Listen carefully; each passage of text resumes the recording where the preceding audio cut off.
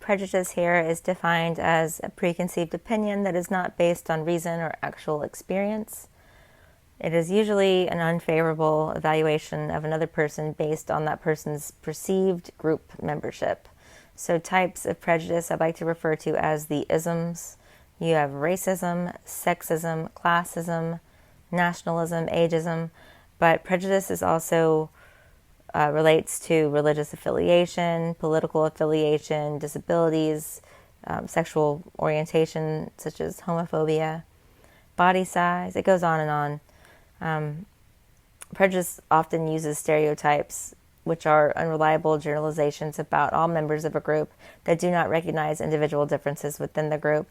And you can probably think of some stereotypes about different races or ethnicities that you've heard. I don't need to repeat those here. There has been an experiment about prejudice, the Robbers Cave experiment. Hostility was created between two different summer camps after sports competitions for small prizes. Now, the hostility was lessened after the two competing groups were forced to cooperate to achieve a common goal. And so this is the idea that prejudice exists because of two competing groups, making stereotypes about different groups that you are actually in competition with. This is just one of many theories about prejudice or why it exists, but I thought it was an interesting one to include. So discrimination is the denial of opportunities and equal rights to people on an arbitrary basis. And just so you know, race is an arbitrary basis for denying anybody opportunities. Prejudice attitudes are not the same as discriminatory behavior. So prejudice is an opinion, right? A preconceived notion, whereas discriminatory or discrimination is actually an action. So they're not synonymous. So you may experience discrimination from somebody who is actually not prejudiced, but maybe they work for in an environment or for a company that discriminates regardless of that person's particular prejudice. You can also be prejudiced, right, and still not act on it and discriminate. So they're not one and the same. Discrimination persists even for the most educated and qualified minority group members. So people will still discriminate against somebody that's a doctor, right? Doesn't matter what your status is. It's seen across the board. So colorblindness, this is used as a means of avoiding the discussion of racism and discrimination. It's the use of the principle of race neutrality to defend racially unequal status quo. So colorblindness can be seen as a way to undermine the hardships of minority groups, as it is used to argue that in America, in the United States, that we have a meritocracy in which people succeed only because of the hard work that they've done and not because of any privilege. But we know that in America, the Americans rely on social and sometimes even financial inheritance from previous generations. And so sociologists argue that this inheritance is likely to be forthcoming unless your ancestors were slaves, in which they didn't have any resources to pass down. So there's definitely a difference in privileges.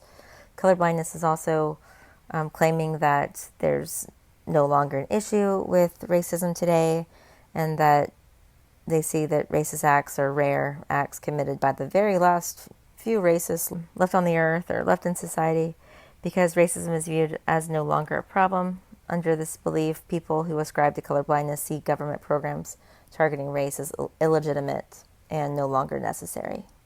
Colorblindness stems to just perpetuate the problem. The privileges of the dominant. So here we talk about white privilege.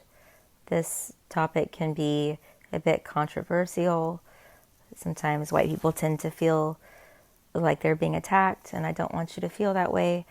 But there is something that does exist called white privilege. It's the rights and immunities granted to people as a benefit or favor simply because they are white. We can deny it all day long, but at the end of the day, the people that control most of the wealth happen to be white in this country, and that is a fact. The video here is a film, and it's a film of Dr. D'Angelo, and she talks about white fragility.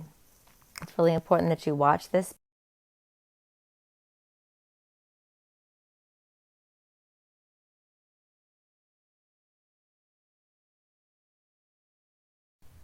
In the South, there became a rule called the one drop rule, meaning that a single drop of black blood makes a person black. It also is known as the one black ancestor rule. Some courts call it the traceable amount rule.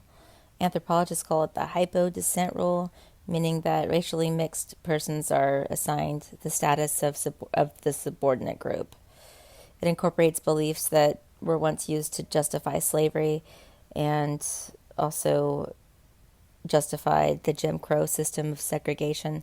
So, in order to discriminate against people of color, you have to be able to define who that exactly is, since, like I said, race can be really hard to define.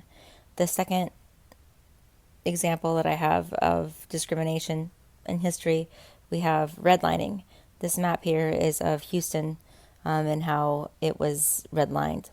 In the 1960s, sociologist John McKnight coined the term redlining to describe a process by which banks and other institutions refused to offer mortgages or offer worse rates to customers in certain neighborhoods based on that neighborhood's demographics, meaning its racial and ethnic composition. So redlining is one of the clearest examples of institutionalized racism in the history of the United States. The practice was formally outlawed in 1968 with the passage of the Fair Housing Act. But as recent as 2010, the U.S. Justice Department investigated Wells Fargo for similar policies that they had to restrict loans to certain racial groups. New York Times reported that loan officers were pushing subprime loans on black customers and calling them ghetto loans. So about 50 years ago, policies like the Fair Housing Act and the Voting Rights Act were enacted to increase integration, promote equity, combat discrimination, and dismantle the legacy of Jim Crow. And I guess what I want to ask you is if you think it worked. So sociologists say yes and no. In order to measure segregation, they look at 5 different components, and these are evenness, which is the overrepresentation of one minority group in a particular area; clustering, which is the gathering of different minority groups into a single space; exposure, and this is the likelihood that a member of the minority group and a member of the dominant group will come into contact; centralization, which is the percentage of minority group members living in the middle of a city in comparison to outlying areas; and also the concentration, which is the actual amount of land a minority group occupies. So the higher segregated a particular area is, the smaller amount of land a minority group will control. So if you look at the picture here, it's from the Washington Post. They analyzed census data from 1990, 2000, 2010, and also 2016, which was the 5-year American Community Survey. And if you look at it, you can be fairly proud to live in Houston, which is considered rapidly integrated. So if you compare that to DC, which is a lot more segregated, or even Chicago, which is even much worse, you can see that there are still amounts of segregation in America, but it does greatly differ depending on where you live. So in the 1940s, Mamie Clark was getting her doctorate in psychology, and her husband, Kenneth, who was already a psychologist, helped her conduct a series of experiments that became known as the doll tests. And the doll tests were these tests that were set up to study the psychological effects of segregation on black children. They used 4 dolls. They were identical except for color to test children's racial perceptions. And so children had to identify both the race of the dolls and which doll they preferred. This video is a retest of Kenneth and Mamie Clark's study, and it's done by CNN, I think around 2011. I do want to let you know that this video is very sensitive. It's very groundbreaking. So, and then of course come back afterwards so we can regroup. Okay, so welcome back after that. I want to talk about the doll test and why it was so groundbreaking. So if you're not familiar with the Brown versus Board of Education, this was the cornerstone of the civil rights movement, and it helped establish the precedent that separate but equal education and other services were not, in fact, equal at all. And on May 17th, 1954, the court ruled that in the field of public education, the doctrine of separate but equal has no place, as segregated schools were inherently unequal.